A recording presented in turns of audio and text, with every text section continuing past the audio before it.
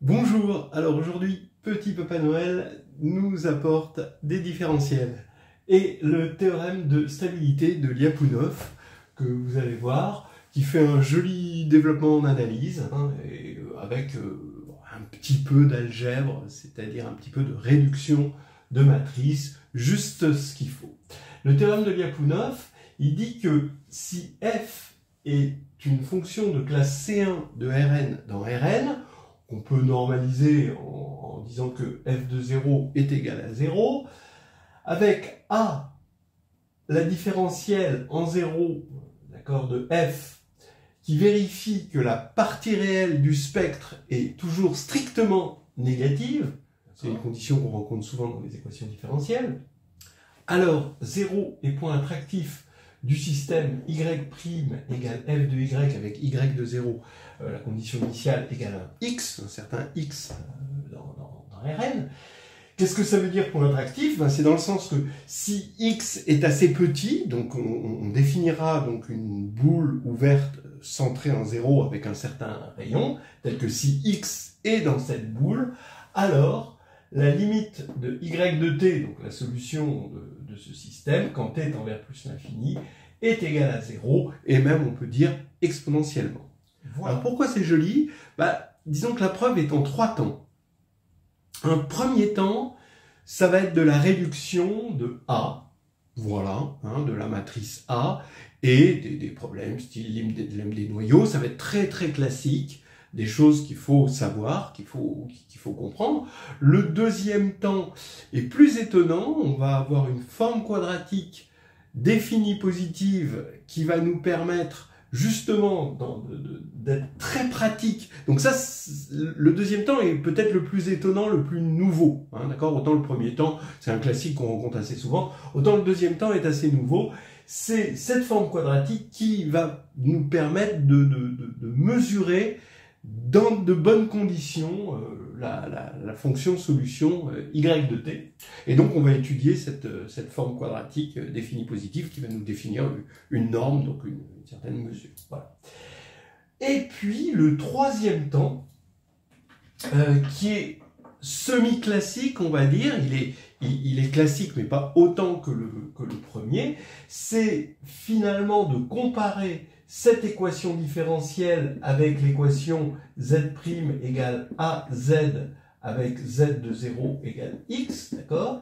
Et donc obtenir finalement une inéquation différentielle. Donc c'est intéressant parce que ça vaut le coup de voir comment on traite des inéquations différentielles. Et effectivement, l'idée, vous l'avez compris, est de comparer cette équation avec celle-là pour pouvoir conclure cela. Voilà, eh bien on va s'y mettre tranquillement. On peut peut-être commencer par dire que comme f est de classe C1, eh bien, on a des conditions de Cauchy-Lipschitz qui nous disent, d'accord, de conditions localement lipschitziennes en quelque sorte, qui nous disent qu'on aura bien une solution. Bon, ça, si on ne le dit pas, ce sera les questions de jury. Eh bien, et puis maintenant, on va attaquer le premier temps, le deuxième temps et le troisième temps. Au premier temps de la valse. Alors ce premier temps, il consiste à dire que finalement, la solution qu'on a ici a un bon comportement exponentiel. Et regardez ce qu'il dit. Vous prenez la norme, donc vous prenez une norme sur Cn, et vous regardez la norme. Pour l'instant, la norme n'a plus d'importance. Norme de exponentielle de TA appliquée en x. Bon, x, c'est n'importe quel vecteur pour l'instant, on n'a pas encore spécialisé x en ça. Vous prenez cette exponentielle et vous l'appliquez à x et vous appliquez la norme, eh bien c'est inférieur ou égal à c puissance exponentielle de moins alpha t, norme de x pour un certain alpha positif et c strictement positif. Bien, alors pour le alpha, voilà, ce qu'on va faire, c'est qu'on va prendre les parties réelles les valeurs propres de A égale à moins lambda J. D'après l'hypothèse, les moins lambda J sont strictement négatifs, ça, et donc les lambda J sont strictement positifs ici, et alpha, on va prendre alpha, compris entre 0 et tous les lambda J, ce qui est possible parce qu'il y a un nombre fini de valeurs propres. Bien, alors maintenant on y va, on n'a pas encore construit C, on construira après. Ça c'est assez classique, en tout cas moi du côté algèbre, je trouve ça assez classique. Je suis un petit peu plus perdu dans l'analyse, mais bon, là ici, c'est quand même un domaine quand même où les chemins sont bien balisés pour moi. Regardez, on commence par faire le cas où A est diagonale, donc ZIN, Z étant bien sûr deux parties réelles strictement négatives moins lambda, et là dans ce cas-là l'exponentielle de t à x c'est exponentielle de z fois x, donc en norme on aura le module de l'exponentielle de zt fois la norme de x. Bien, évidemment d'après la partie réelle de z on aura ici exponentielle de moins lambda t norme de x. Bon, donc là c'est pas un problème. Et vu que alpha est strictement inférieur à ça, on va avoir cette inégalité-là. Maintenant, on continue un peu plus général. Si on a A égale ZIN plus une matrice nilpotente grand N, alors dans ce cas-là, l'exponentielle, on sait que l'exponentielle de TA, ça va faire l'exponentielle de TZ fois l'exponentielle de TN. Donc ici, on va avoir exponentielle de moins lambda t, comme ici, et on va avoir, alors là c'est la norme subordonnée à la norme à laquelle on était parti, de l'exponentielle de tn, donc j'écris comme ça, bon, ça va être une somme finie, donc, parce que n est nilpotent, donc on va avoir quelque chose de polynomial, et ici j'ai la norme de x. Voilà, bon, ça c'est la définition de la norme subordonnée, la définition de l'exponentielle, voilà, bon, ça c'est assez clair. Ce qui veut dire que ici, notre norme, elle va être inférieure ou égale à exponentielle de moins lambda t. Un polynôme, parce que étant donné que la norme subordonnée c'est une norme, on va appliquer l'inégalité triangulaire et on va obtenir inférieur ou égal à un polynôme en valeur absolue de t. Bon, comme je m'intéresse surtout à la partie t compris entre 0 et plus l'infini, bon, je pourrais enlever ces valeurs absolues. Mais bon, je mets ici un polynôme de valeur absolue de t et là la norme de x qui est ici, donc c'est assez clair. Et maintenant, je fais intervenir mon exponentielle de moins alpha t. Vous voyez bien que quand je multiplie cette partie par exponentielle de alpha t, je vais avoir quelque chose qui va être borné sur 0 quand t appartient à 0 plus l'infini, d'après le fait que alpha est strictement inférieur à lambda, d'accord? Donc ça veut dire que alpha moins lambda sera négatif, donc en t tendant vers plus l'infini, ça va tendre vers 0, et donc la fonction sur 0 plus l'infini va être majorée par un certain c. Donc j'ai ça, un C strictement positif, et donc j'ai construit ici mon C, alors qu'ici C il était juste égal à 1. Voilà, donc là j'ai ça, et maintenant le cas général provient directement du lemme des noyaux. Si X se décompose, donc X, je vous dis, pour l'instant c'est pas ce X là, c'est un X général, donc si X se décompose en somme de XJ, indice J, quand X appartient au sous-espace caractéristique de A, eh bien, les sous-espaces caractéristiques de A, ça veut dire c'est les sous-espaces sur lesquels A se comporte exactement comme dans cette situation-là. Donc, ce qui veut dire que exponentielle de TA x, ça va être la somme indice J des exponentielles de TA xj, évidemment. On prend la norme de ça. Et donc, on va pouvoir appliquer l'inégalité triangulaire, appliquer ceci, comme on sera dans le cas J, ici on aura un CJ, d'accord? Et on va avoir une somme de CJ, donc je prends la somme de CJ, exponentielle de moins alpha t ici, et j'ai mis en facteur le max des normes de xj, indice j, quand j parcourt tous les indices des sous-espaces caractéristiques. Voilà. Bon, c'est assez classique. Maintenant, l'équivalence des normes, j'ai deux normes maintenant. J'ai une norme, c'est à x donne la norme de x, et une autre norme qui à x associe le max indice j des normes de xj, d'accord, sur les kj. Voilà.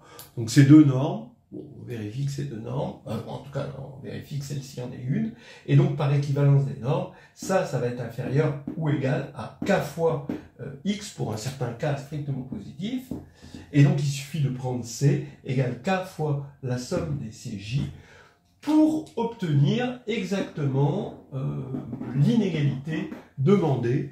Donc finalement, on s'est occupé de cette gentille équation différentielle là. Maintenant, on va attaquer la méchante et on va avoir besoin d'une forme quadratique définie positive adaptée à cette équation différentielle. C'est ce qu'on va voir tout de suite, dans un deuxième temps. Au deuxième temps de la valse. Bon, là maintenant, à partir de maintenant, les xi, les x, les xi, on est sur Rn. D'accord, on va travailler ici sur Rn. D'accord, x appartient à Rn. De toute façon, f va de Rn. Là, on avait besoin d'appliquer le lemme des noyaux, donc on avait besoin de se plonger dans C. Mais là, on est sur Rn. Et on va définir bien, on va prendre pour la norme quadratique ici de Rn qui provient de la norme hermitienne de Cn. D'accord, la norme habituelle, la norme canonique, je ne sais pas comment vous l'appelez, mais Rn porte une norme quadratique naturelle, la racine de la somme des xi carré. Bien. Et là, je vais définir b de x1, x2 pour xi dans Rn, intégrale de 0 à plus l'infini de ça va être le produit scalaire naturel sur Rn, mais de exponentielle de ta x1, exponentielle de ta x2 dt, bien, et j'affirme que ça, c'est un produit scalaire, qui va nous donner, en fait, une forme quadratique définie positive, donc petit q. Alors, pourquoi c'est un produit scalaire?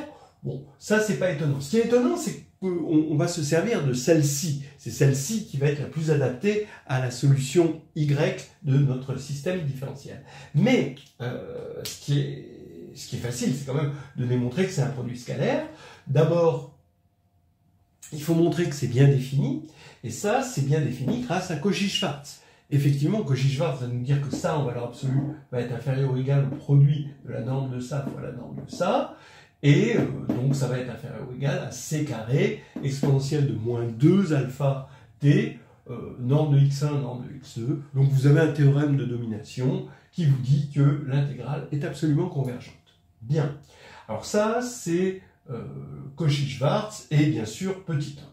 Alors maintenant, pourquoi c'est défini positif, notre forme quadratique, pourquoi on a un produit scalaire? Eh bien parce que tout simplement, on va prendre q de x, donc égal b de xx, intégrale de 0 à plus l'infini de norme au carré d'exponentielle de tax. Comme c'est une norme au carré, évidemment, c'est positif, donc l'intégrale qui converge, on vient de le voir, est positive. Et si c'est nul, vous voyez bien que par continuité en t, eh bien, vous allez avoir exponentielle de tax égale 0, et comme exponentielle de ta est inversible, ça nous fait bien x égale 0, donc on a bien quelque chose de défini positif. Ça, c'est pas trop étonnant. Maintenant, c'est là que ça devient intéressant. Regardez notre forme quadratique, elle va s'écrire q de x0 plus h par définition d'une forme quadratique, égale à q de x0 plus 2 fois bx0h plus q de h0, d'accord, qui nous dit que la différentielle en x0 de q, c'est l'application linéaire qui à h donne 2bx0h, d'accord, ce que j'écris ici. Et donc maintenant, je veux calculer q de y', alors j'annonce que q de y', alors je vous le dis directement. Q de Y', c'est quoi Q de Y? C'est une application qui va de R dans R, hein, puisque T, la variable réelle, ça va associer Y de T, qui lui est dans Rn, qui va associer Q de Y de T, qui lui est à nouveau dans R. Donc on est en train de regarder juste la dérivée d'une fonction réelle. Et on va montrer que c'est moins norme de Y au carré plus 2 fois B de Y, R de Y, où R de Y, c'est la différence entre les deux seconds membres. Voilà. Donc, montrons ça. Bah, d'abord, Q de Y', d'après ce qu'on sait de la composée des dérivés, c'est la différentielle de Q de Y en Y'. C'est ça la formule de la composée, de différentiel. Et donc, ça nous fait, bah, d'après ça, hein, ça nous fait 2B de Y'. Donc, 2B de Y, alors attention, Y', c'est F de Y, mais F de Y, d'après ça, c'est AY plus R de Y. Donc, par linéarité à droite de B, ça fait 2B de Y AY plus 2B de Y R de Y. Donc, il n'y a plus qu'à démontrer que ça, c'est égal à ça. Mais quand je vais regarder, bon, j'oublie le Y, je regarde pour un X quelconque. Je regarde 2B de X à X. Et bien, par la définition de B, ça me fait somme de 0 à plus l'infini, de 2, ce 2-là. Et là, je regarde le produit scalaire de l'exponentielle de TA x fois A exponentielle de TA x. Bon, en fait, j'aurais dû mettre le AX ici, mais ça commute. Hein. Oui, mais là, ce 2 fois ça, on reconnaît la dérivée de exponentielle de TA x, exponentielle de TA x. Parce que quand on va dériver ça, on va dériver en t à gauche, d'abord. Ça va nous faire A exponentielle de TA x fois exponentielle de TA x, qui est égal déjà une fois ça. Et plus, maintenant on dérive à droite, exponentielle de TAx fois A exponentielle de TAx. Donc une deuxième fois ça. Donc les deux sont là. Donc la dérivée de ça, c'est égal à ça. Et donc l'intégrale, ça va faire cette fonction-là entre 0 et plus l'infini. Mais en plus l'infini, bah, on l'a dit, on l'a vu, ça fait 0, c'est toujours le petit 1. Et en 0 maintenant, alors en t égale 0, ça veut dire que en t égale 0, on va avoir exponentielle de 0, donc l'identité en x, et là l'identité aussi en x, donc ça va faire la norme de x au carré, avec le moins, parce que le 0 c'est la borne basse, donc on a moins norme de x au carré. Donc maintenant, quand je vais appliquer, je vais remplacer x par y, bah, à la place de la norme de x au carré, je vais avoir la norme de y au carré, donc avec le moins toujours, et j'ai la formule annoncée. Voilà, on continue tranquillement. Et maintenant, le dernier temps, où on va montrer avec une inéquation différentielle le dernier résultat, le théorème de Lyapunov. Au troisième temps de la valse, nous valsons enfin tous les trois. Ok, on va terminer en beauté avec ce troisième temps. Regardez, on a ça, B de Y, R de Y. On va appliquer Cauchy-Schwarz, hein, d'accord, voilà, et à la forme quadratique, définie positive, voilà, Q. Donc ça nous donne ceci, cette inégalité. Bon, normalement, dans Cauchy-Schwarz, on a une valeur absolue, mais c'est vrai aussi pour B, comme ça. Et maintenant, regardez bien R de Y, c'est F de Y, F qui est de classe C1, moins F de 0, puisque F de 0 égale 0, il faut bien qu'on s'en serve, moins A de Y, où A c'est DF de 0, donc ce sont les premiers termes de Taylor-Young en 0, en Y. Ce qui veut dire que R de Y, par définition de C1, puisque c'est C1, c'est un petit taux, bah, pour une norme quelconque, puisqu'elles sont toutes équivalentes sur Rn, et je vais prendre pour ma norme racine de Q. Donc j'ai un petit taux de racine de Q de Y. Voilà. Ce qui veut dire en gros que, puisque j'ai pris comme norme de référence racine de Q, ma racine de Q de R de Y sur racine de Q de Y tend vers 0. Ou, si vous préférez, quel que soit epsilon, il existe delta tel que Q de Y est inférieur ou égal à delta, implique que racine de Q de R de Y est inférieure à epsilon, racine de Q de Y.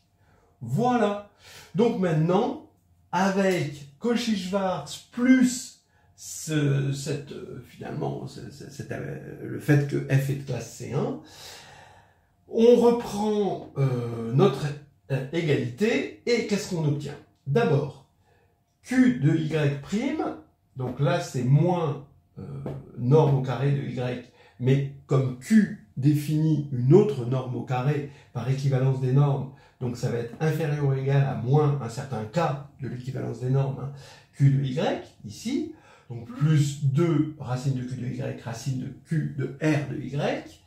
Maintenant, j'applique cette inégalité pour obtenir, je vais avoir epsilon qui va arriver, je vais avoir racine et racine encore de la même chose de Q de Y, donc je vais avoir racine de Y ici, et je vais poser donc bêta égale K moins 2 epsilon, je choisis epsilon de sorte à ce que bêta est strictement positif, puisque grand K est strictement positif par le théorème des normes équivalentes.